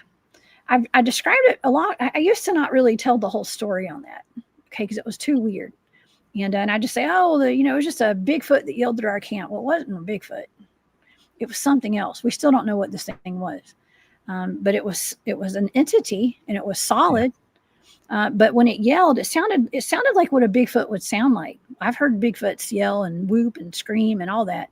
But this thing sounded like a female voice that turned into like an animal, to something that was mad, in pain, and it screamed. It had the lungs on it. I mean, and you could hear it. It screamed, and it ran all behind our tents, all the way down to where the road was, and it was terrifying. And then all night that night, it was really weird, y'all. there's this phenomenon that happens when we're out in the woods. And when things start getting weird and we're at our base camp, you'd think that we'd stay up and we'd get out our, thermals and our night vision and we'd stay up. We all go to sleep. It's almost like there's something that like comes over us and we're all just like, oh, it's a good idea just to go to bed at like 11 o'clock at night when we drove all the way out here to go bigfooting. This we portal all just go opened to outside my tent, but I'm gonna go to sleep. How many times does that happen though? Like how many of these portals have opened and these things just pop out and they run off into the, Never wherever, hardly. and then it closes and then they're here. Oh, I thought you meant like, have I seen it? Only that once. No. I was just saying, just in right. general, like over time, like it's so. There's no telling how many of these creatures live amongst us. So for people to discount it as bullshit or whatever, it really just, I don't know. I've always been a big fan of cryptids, so this was a treat to be to be able to talk to you. Oh, thank you. It's been a treat being here too. Well, and that's what kind of the point that I was getting to is like the not using those devices, like those musical instruments and stuff. So like, because you don't know if you're like opening a portal. Because you saw in that video with just that throat singing, right? It's like you can open these things up, but then does it close? And you got to think about like all the other people. Like I take my kid to the national parks and stuff. I'd like to know what's out there and to think that there's like portals opening and people are not closing them down. And do they follow you around if you don't staircases and all kinds of craziness? Do they follow you around? If you Jessica, they can follow you home. I gotta ask, Jessica, are you a mound woman? Do you go out to the mounds and visit those sites as well? Yes, we have the Etowah Indian Mounds here in Georgia, not too far from where I live, about 10 minutes from the North Paulding Werewolf. Okay. Over where I used to live over in that area.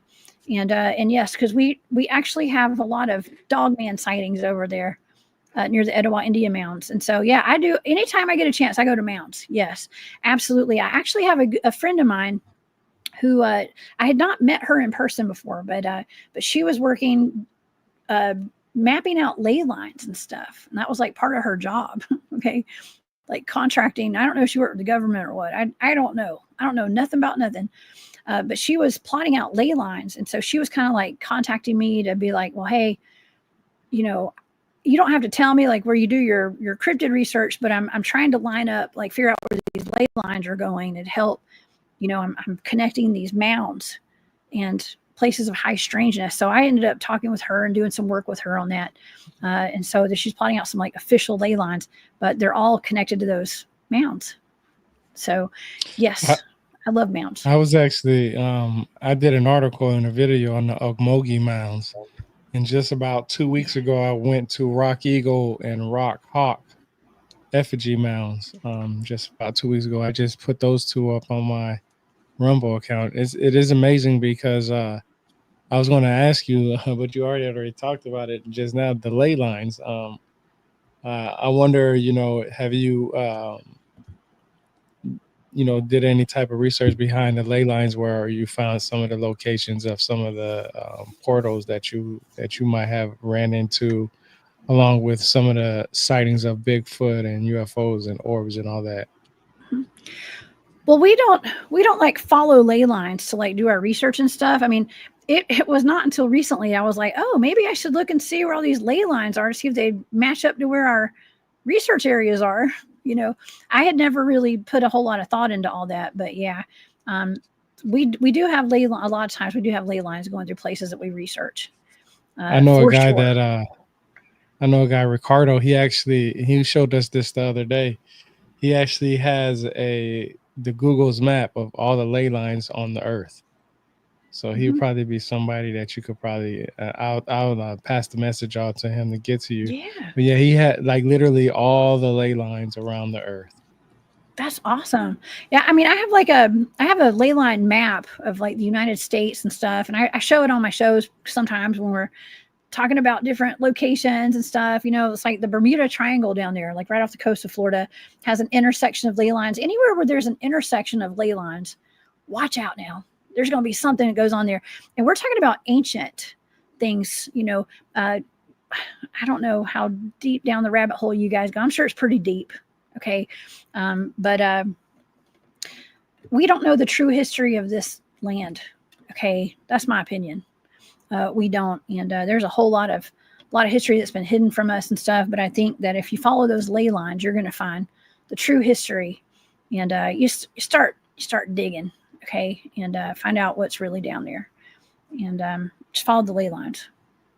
Yeah, We might have a good candidate for that remote viewing, Mount Pisgah in North Carolina. Have you heard of that place? I have. Yes. We just talked about it. Isn't there like I was going to say, isn't there a Bigfoot festival? Maybe that's Uwari actually this weekend. Yeah, Uwari. Yeah, Uwari's a interesting place. I got a good buddy. Yeah, it is. Yeah, one of my teammates, good friend of mine, he's like family. David Pardue actually is up at near Uwari. He's got some really good footage of little people, videos of little people. It looks like ETs actually, but I think they're little people, maybe moon-eyed people or ETs, just tiny, a little bit like walking in single file lines and stuff. And I was peeking just out from talking behind about them trees. yesterday, the moon-eyed people. You sure were. Well, and if we bring up Uwari, we'd be remiss not to shout out MK in the chat. He has had some experiences in the Uwari Mountains, and I believe he just got off of a documentary with Small Town Monsters and Hellbent Holler. They were investigating in the Uwari some Bigfoot reports that had come in. They have a new documentary out on it, and he came on my show and was telling me all the crazy stuff that happens up there, and I was just blown away by the things he was sharing that happened, and it wasn't on my radar, but it keeps popping up. That's amazing. What's up, MK? I've seen him in my chat too. What's up, buddy? Yes, there's so much that goes on up there now. I know David has complained a little bit about Uwari because it was amazing back in the day before what is that Finding Bigfoot show got a hold of it, and now it's tough to go out there and do research because there's so many people out there knocking on trees and whooping and all that stuff. It's just not. David said it's not really worth going some places now up there because it's been advertised. That's why I hate to say this, but that's why my team, like where we do our research over and over again, we don't give our locations away. But there's still some places there that he likes to go. He has a relationship with Bigfoot families out there in Uwari. So that lady Susie from the 60s had a relationship with a Bigfoot family. Mm-hmm. There was actually a YouTube video of her explaining and talking about that, but it's no longer on there anymore. It's gone now. But yeah, you know about Susie, right?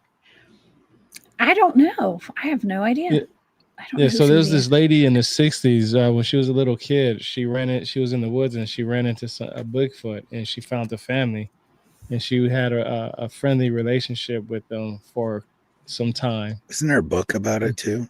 Yeah, there's a book about it. Yeah, there's a book about it. That Tyrone. I know who you're talking about. What did you say her name was? Well, it's not her real name. It's a fake name that she gives out. But she did an interview. She actually did an interview on YouTube, or it was on YouTube for a while. It's no longer on there anymore. I gotta find the video. No, I know what you're talking about. Her name is on the tip of my tongue. I know some people who know her, and it's an incredible story to hear about it. There was an unfriendly Bigfoot in the area, and just something really crazy about her story is this was, I think, maybe back in the 70s, and there was a girl in the neighborhood, and just trigger warning. She said she had been SA'd by this wild man, right? And they'd actually institutionalized her. And this woman came out corroborating her story, saying that there was this all black malevolent Sasquatch who was the one who SA'd this poor woman, and she remained institutionalized for the rest of her life after that. That's one of the reasons why I wrote my article, because they actually used the word and term wild men. And when I read that, that's what made it click with me to know about, the Epic of Gilgamesh, when they described Enkidu as being a wild man. So I was like, wow, this is pretty cool. Man, that's wild. That's really sad too. Very sad. And, speaking of wild men, there's been a lot of wild men around the South, especially Brooke. There's one down in Florida, the Ocheesee Pond Wild Man. Okay. And that is an interesting story because they had these are like Neanderthal looking human type Sasquatch, I guess. They look more human a lot of times. We call them type 4 Sasquatch. Okay. And they would look like a hairy human more than anything. But I think that's what Mhm. that's what I think Christopher Columbus was probably describing, because he actually put that in his journal. Oh yeah. Yeah, he actually put that in his journal, that description. Well, they had, I think they said that the newspaper article said that they had found the wild man swimming in the pond. He was taking a bath or something, and they captured him and they took him to the state capitol. The governor was like, or the governor's house. He was like, get him out of here. I don't want anything to do with this. And they took him up to the Chattahoochee State Hospital up in Chattahoochee, Florida. And that's where he ended up dying. They say that he's buried there somewhere on those grounds up there today. But people, yeah. There's portal activity in Chattahoochee. Fun fact. I have done an investigation there at that house of the couple that had where Stacey Brown got that footage.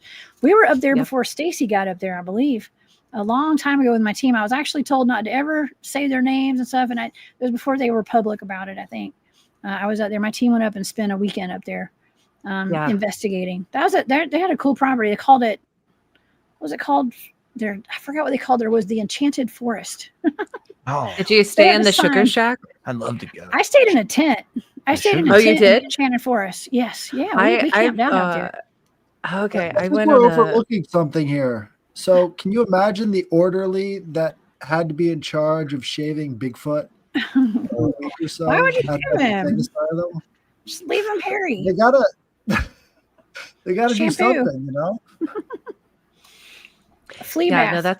No, that's a really cool property. I had an opportunity to visit it in February and walk around it, and it was really neat. I got to see where some of the portals were and listen to her stories, and that was just mind blowing.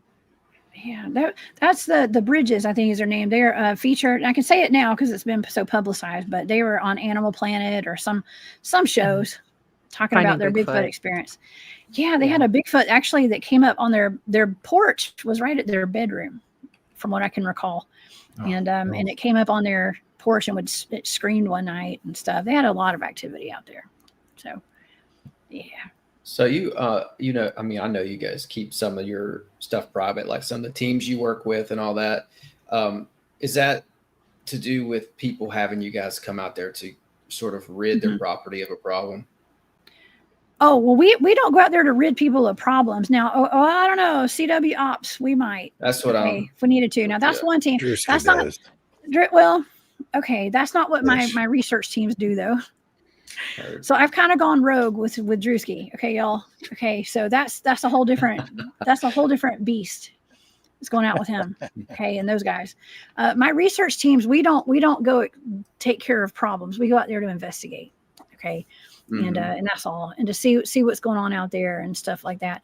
I don't do a whole lot of investigations these days. I'm kind of busy doing my chasing dogmen with Drewski now and all them. So, but my guys do, that they still go out and investigate. Actually, if you go to like the BFRO websites, a lot of those reports, especially the ones in Georgia, were taken by my teammates. Guys are on my team. None of them are any longer part of BFRO. Okay. But they used to be a long time ago. And some of the, in my opinion, some of the cooler reports were taken. I was reading them and I'm like, oh, that's my teammate, that took that. So yeah. But we try to keep our things private as much, especially when it comes to families and people, people like their privacy. Yeah. For sure. I know we probably have to get out of here soon, but I had one more question on my end. When you've been out there squatch watching or, out there hunting for Bigfoot, whatever you want to call it, have you ran into any of these wooden structures made of sticks? Like I think they've been referred to as star forts. I've seen them on a couple just random Bigfoot channels before. I don't know if they're legit. Have you witnessed any of that? It kind of looks like a structure, maybe that something was put together by someone. Oh yeah. Well, okay. Here's my thing with the stick structures. Most of them are human made. Okay. And I'm sorry, don't come at me, Bigfooters. No, it's fine. Okay. I just wanted to see but what you think. I think you're right. But it's not all the time though, because so here there's a difference with a lot of it. It depends. You got to go and see it. Okay. Debris huts are a thing. I'm trained and we've done a lot of survivalist training and stuff. And building a debris hut is one of the first things you learn when you're doing survivalist training. And so whenever you see like the teepees and stuff like that, a lot of times those are human debris huts. Okay. Human debris huts. It's fine. People have kind of quit sending me pictures at this point because I'm like, that's a debris hut. Okay. But there are also things that you can't explain. And there are a lot of Bigfoot tree structures as well. So yes, we have a couple of the places we go. A lot of times we have trees that have been bent down, like really tall trees that are bent and they're tied into what I call an asterisk, like a star, what you're talking about. Yeah. It's like they're tied with other limbs and trees and it's really tight. My friend David Pardue, actually, that I was just mentioning up in Uwharrie, we got a picture of him with his tree twist. It's twisted like 15 times, a huge tree, and it's just twisted. And like maybe a piece of machinery could have done it, but a human sure as heck couldn't have done that. It's the most outrageous tree twist I've ever seen, and that was at Uwharrie. Actually, there's a lot of structures that are by Bigfoot. I mean, when I was with Harley, actually, we were up in East Tennessee a couple months ago. There's trees up and like turned sideways on top of other trees. Like, look, it had been placed there. Now, of course, it could be weather, could be the floods, could be tornadoes. It just depends. I've seen some that look like sigils almost at times. Maybe it's just my brain doing that, but I don't know. It seems odd because there are, theories if these things are ancient, what kind of DNA do they have? If it's some older race of human or, these what they would call fallen angels, right? That did DNA manipulation. And this just goes back, like if you read Sitchin or whatever, which, take Sitchin with a grain of salt. But he talks about how Enki, and that's where you get the Enkidu, right? That's who created him. Or maybe a consort of Enki, but he was creating these like atoms, these like men, like tribes of Adam almost. And like some of them were covered in hair, some of them could only grunt, and this is supposedly an ancient Sumerian, right? So like it's fascinating to me. I think these creatures have some kind of DNA in them that they're able to do all of this supernatural, all these things. Yeah, I mean, they've been around for a long time. And so they're able to, like I said, we always go back to that, like Earth's natural portals and stuff. Like they're able to access stuff like that. We as humans have been so far removed from our natural abilities of like tuning into Earth and tuning into our own bodies and our abilities that we have. I do this remote viewing stuff. Well, I really have done a lot of practicing in like telepathy and just tuning into my psychic abilities and like even things like spirit tracking and stuff like that, stuff that like everything has been replaced by something, I want to say false or like, what do you call it? It's like non-organic, like our telepathy is no longer needed because we have telephones now, right? Telephones. It's replaced our telepathy, things like that. Like, Bigfoots don't have all that stuff. They don't have all this technology. They're still in tune. They're still attuned to all the natural things around them and all the natural things that their bodies can be used for.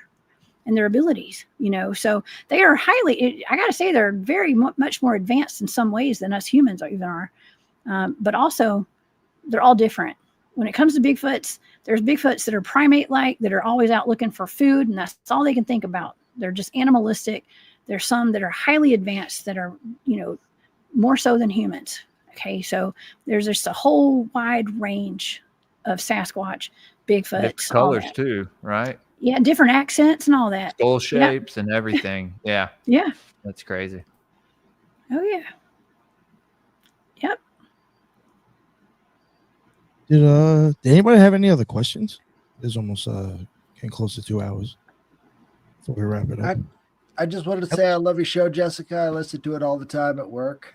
I think it's Thank great. you. So keep up the good work. I appreciate that, y'all. Thank you so much. Thank y'all for having me tonight. And I do very much appreciate it. Yeah. Yeah. was This was fun. incredible.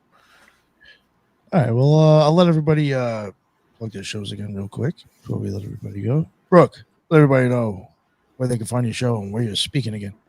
Yes, thank you so much for having me tonight. This was fantastic. I love anytime we get to talk about these types of subjects with fellow rejects.